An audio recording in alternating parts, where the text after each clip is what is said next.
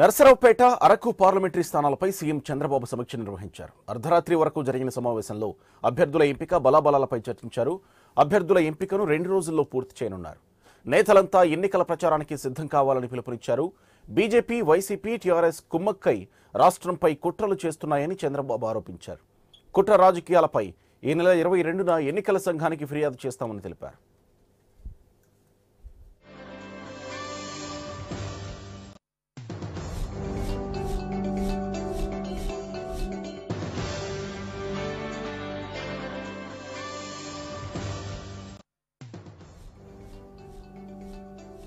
ఏపీలో జరిగే ఎన్నికలు కేసీఆర్ వర్సెస్ టీడీపీ అని సీఎం చంద్రబాబు వ్యాఖ్యానించారు. కేసీఆర్ కావాలా, టీడీపీ కావాలనేది ప్రజలే నిర్ణయించుకోవాలని వెల్లడించారు. ఆంధ్ర ప్రజలను కేసీఆర్ ఎన్నో రకాలుగా అవమానించారని, ఏపీకి న్యాయంగా రావాల్సిన బకాయిలను తెలంగాణ ఇవ్వాలని డిమాండ్ చేశారు. జగన్ ఆత్మగౌరవం అమ్ముకుని హైదరాబాద్కు అమ్ముడుపోయారని మండిపడ్డారు.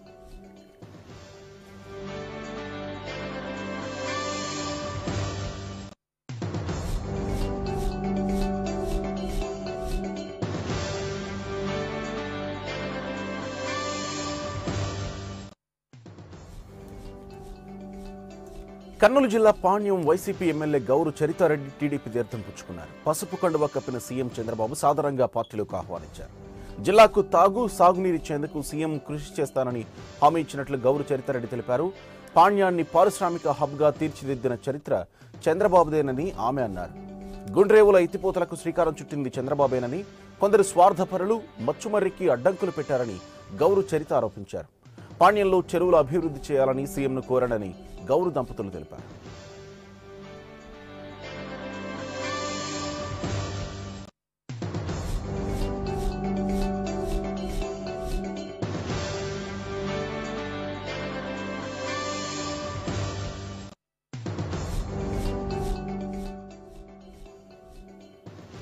కొద్ది రోజుల్లో జరగనున్న అసెంబ్లీ ఎన్నికల్లో తప్పనిసరిగా విజయం సాధించి అధికారం చేపట్టాలని కృతనిశ్చయంతో ఉన్న వైసీపీ అధినేత జగన్మోహన్ రెడ్డి ప్రచారానికి సిద్ధమయ్యారు.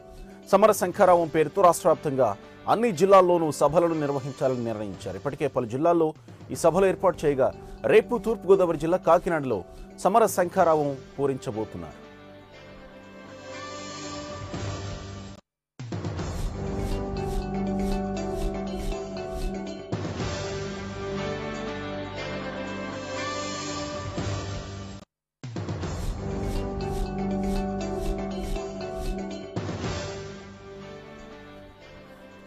వైసీపీ అధ్యక్షుడు, ఏపీ ప్రతిపక్ష నేత వైఎస్ జగన్ వైసీపీ నేతలపై ఏపీ మంత్రి నారా లోకేష్ ట్విట్టర్లో విమర్శనాస్త్రాలు సంధించారు. 1,00,000 కోట్ల దొంగ పర్సు కొట్టేస్తూ దొరికిన చందంగా టీడీపీ కార్యకర్తల డేటాను దొంగిలించి వైసీపీ వాళ్లు అడ్డంగా దొరికిపోయారని ట్విట్టర్లో మంత్రి నారా లోకేష్ ఆరోపించారు. ఢిల్లీలో ముహూర్తం పెట్టి హైదరాబాద్ గల్లీల్లో నానా తిప్పలు పడి ఆఖరికి ఇలా పక్క ఆధారాలతో పళ్ళు ఊడగొట్టుకున్నారని లోకేష్ విమర్శించారు.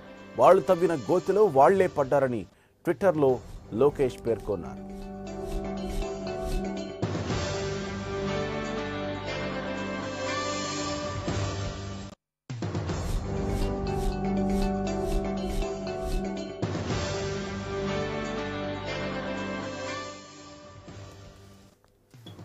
తెలుగు రాష్ట్రాల్లో సంచలనం సృష్టిస్తున్న డేటా చోరీ అంశంపై పీసీసీ చీఫ్ రఘువీరారెడ్డి స్పందించారు. కేసులో టీడీపీ, వైసీపీలు ప్రజలను గందరగోళానికి గురి చేస్తున్నాయని రఘువీరా విమర్శించారు. గతంలో ఇలాంటి ఘటనలు ఎప్పుడూ చోటు చేసుకోలేదన్న రఘువీరా ఇప్పుడు ట్రెండ్ మారిందన్నారు. గతంలో దొంగ ఓట్లు చేర్చితే ఇప్పుడు ఉన్న ఓట్లు తొలగిస్తున్నారని అభిప్రాయపడ్డారు. టీడీపీ, వైసీపీలది ఫ్యాక్షన్ మెంటాలిటీ అని, ఈ వ్యవహారంలో ఈసీ విఫలమైందన్నారు.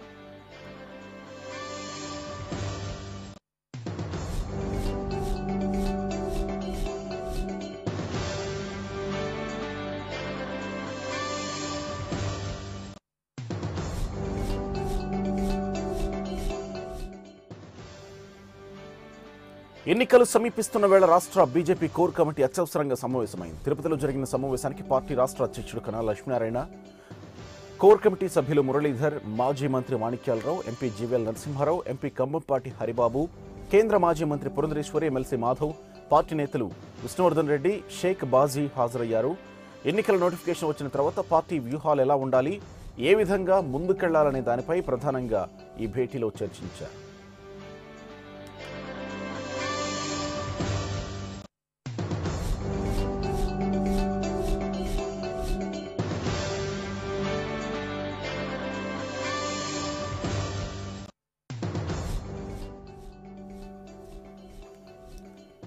డేటా చోరీ వ్యవహారంలో మాదాపూర్ ఐటీ గ్రిడ్స్ ఆఫీసులో సిట్ తనిఖీలు ముగిశాయి. క్లోజ్ టీంతో సిట్ అధికారులు సుమారు 9 గంటలుగా సోదాలు నిర్వహించారు. ఐటీ గ్రిడ్స్ కార్యాలయంలో పలు కీలక హార్డ్ డిస్కులు, పెన్ డ్రైవ్లు, కంప్యూటర్లను సిట్ అధికారులు స్వాధీనం చేసుకుని సీజ్ చేశారు.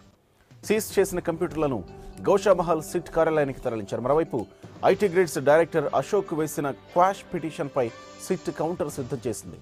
కోర్టు ఆదేశించగానే కౌంటర్ దాఖలు చేయనున్నారు.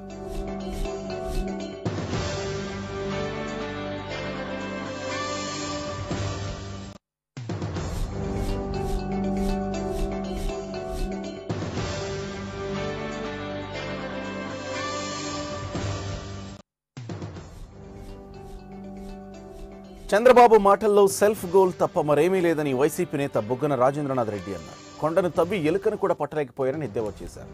ఐటీ గ్రిడ్స్ కేసులో టీడీపీ హస్తం లేకపోతే ఎందుకు భయపడుతున్నారని ప్రశ్నించారు. ఓటుకు నోటు కేసు నుంచి తప్పించుకునేందుకే చంద్రబాబు 10 ఏళ్లు ఉమ్మడి రాజధాని హైదరాబాద్ను వదిలి పారిపోయారని విమర్శించారు.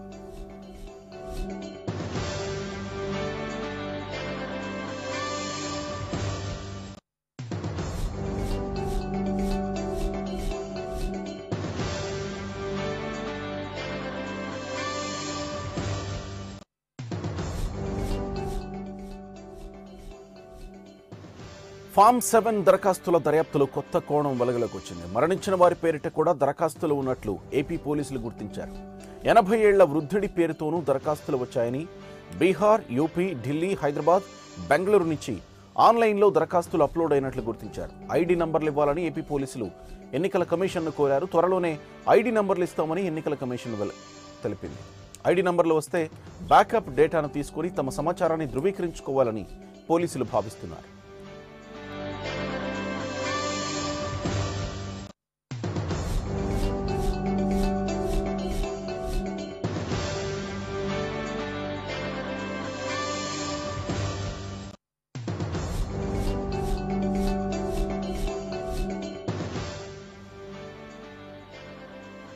విశాఖలో ఓ హోంగార్డు రెచ్చిపోయాడు. స్టీల్ ప్లాంట్ వద్ద ప్రేమికుల మీద దౌర్జన్యానికి దిగాడు. స్థానిక నెహ్రూ పార్కుకు వచ్చిన ఓ జంటను పట్టుకున్న హోంగార్డ్ వారిని దుర్భాషలాడాడు. అయితే తామేం తప్పు చేశామో చెప్పాలని ప్రశ్నించిన జంటపై సంతోష్ దౌర్జన్యానికి దిగాడు. హోంగార్డ్ ఓవర్ యాక్షన్ను మీడియా చిత్రీకరించడంతో ఉన్నతాధికారులు హడావుడిగా పోలీస్ స్టేషన్కు తరలించారు. హోంగార్డుపై క్రమశిక్షణ చర్యలు తీసుకుంటామని పోలీసులు ప్రేమ జంటకు సర్ది చెప్పినట్లు తెలుస్తోంది.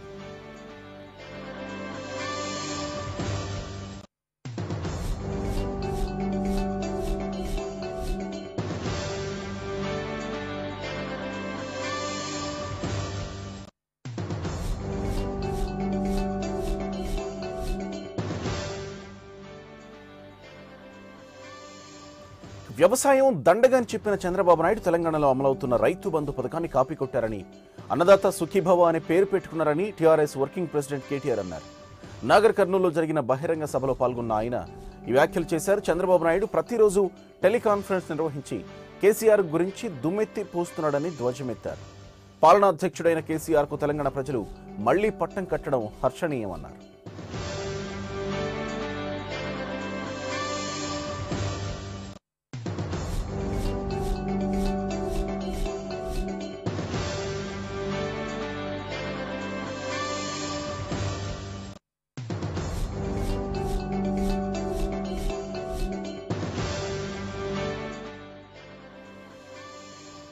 ఏపీ సీఎం చంద్రబాబుపై మంత్రి తలసాని శ్రీనివాస్ యాదవ్ ఫైర్ అయ్యారు. ఎన్నికల్లో డబ్బు ఖర్చు పెట్టే సంస్కృతిని తీసుకొచ్చింది చంద్రబాబేనని విమర్శించారు. ఏపీకి రావద్దని చెప్పడానికి ఆయనకేమీ అర్హత ఉందని తలసాని ప్రశ్నించారు. చంద్రబాబు చేసిన పనికి ఎన్టీఆర్ ఆత్మ ఘోషిస్తుందని విమర్శించారు. కాంగ్రెస్ పార్టీకి వ్యతిరేకంగా పుట్టిన పార్టీని మళ్లీ కాంగ్రెస్ కాళ్ల దగ్గర పెట్టారని ఆరోపించారు. ఎన్నికల్లో గెలిచేందుకు కోట్లాది రూపాయలు ఖర్చు పెట్టే సంస్కృతిని తీసుకొచ్చింది ఆయనని ఆరోపించారు.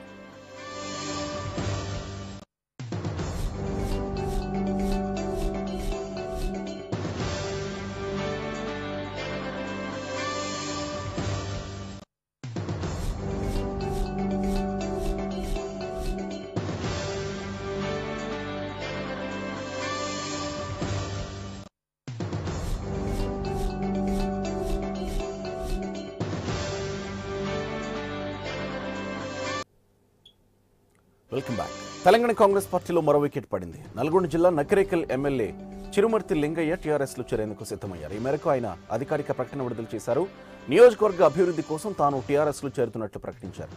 నియోజకవర్గంలో పెండింగ్ ప్రాజెక్టులను పూర్తి చేయాలనే లక్ష్యంతోనే పార్టీ మారుతున్నానని అన్నారు. అవసరమైతే ఎమ్మెల్యే పదవికి రాజీనామా చేసి మళ్లీ టీఆర్ఎస్ తరపున పోటీ చేస్తానని లింగయ్య అన్నారు.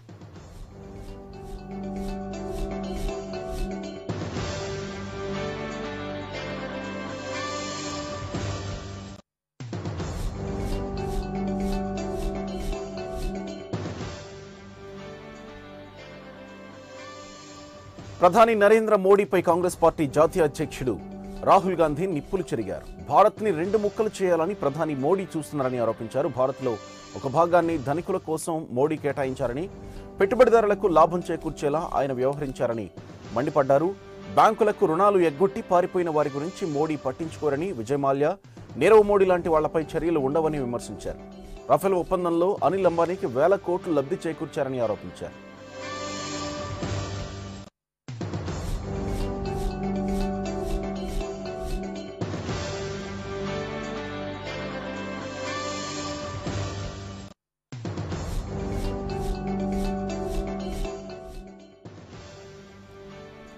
కాంగ్రెస్ అత్యున్నత నిర్ణాయక విభాగమైన కాంగ్రెస్ వర్కింగ్ కమిటీ సమావేశం ఈ నెల 12న అహ్మదాబాద్లో జరగనుంది.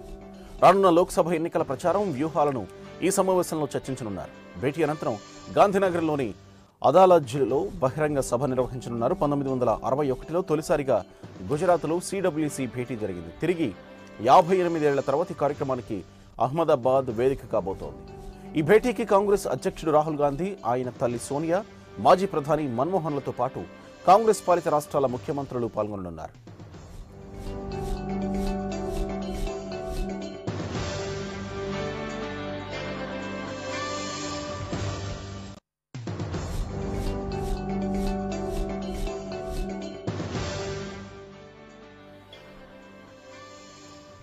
అన్నాడీఎంకే శ్రేణులకు ఇంతకాలం జయలలితే అమ్మ, ఇప్పుడు వారికి ఓ డాడీ కూడా దొరికాడు. అమ్మ లేని ప్రస్తుత తరుణంలో ప్రధాని మోడీయే వామా డాడీ అని అన్నాడీఎంకే నేతలు అంటున్నారు. సాక్షాత్తు తమిళనాడు రాష్ట్ర పాడి పరిశ్రమ అభివృద్ధి శాఖ మంత్రి కేటీ రాజేంద్ర బాలాజీ ఈ విషయాన్ని చెప్పారు. తమకే కాదు, ఏకంగా దేశం మొత్తానికి మోడీయే డాడీ అని ముక్తాయించారు. ఈ సమాధానం సోషల్ మీడియాలో వైరల్ అవుతోంది.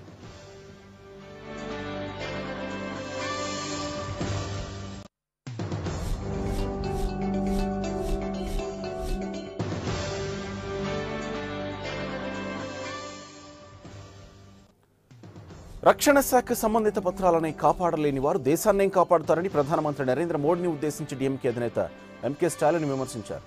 రఫేల్ యుద్ధ విమానాల కొనుగోలు వ్యవహారంలో కొన్ని పత్రాలు చోరీకి గురయ్యాయని, వాటి ఆధారంగానే హిందూ దినపత్రికలో కథనాలు వచ్చాయని, కాబట్టి మీడియా కథనాలను ఆధారంగా తీసుకోవద్దని ఇటీవల సుప్రీంకోర్టు అటార్నీ జనరల్ కోరారు. ఈ నేపథ్యంలో చెన్నైలో జరిగిన కార్యక్రమంలో స్టాలిన్ స్పందించారు.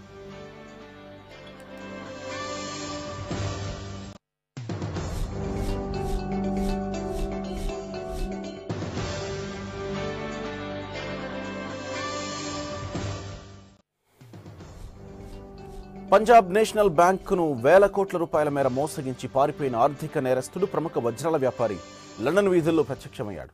మీసం గడ్డం పెంచి లండన్లోని ఖరీదైన వెస్ట్ ఎండ్ ప్రాంతంలో వీధిలో నడుస్తూ వెళుతుండగా బ్రిటిష్ దినపత్రిక టెలిగ్రాఫ్ రిపోర్టర్ మిక్ బ్రౌన్ ఆయన్ను గుర్తించి వెంబడించాడు.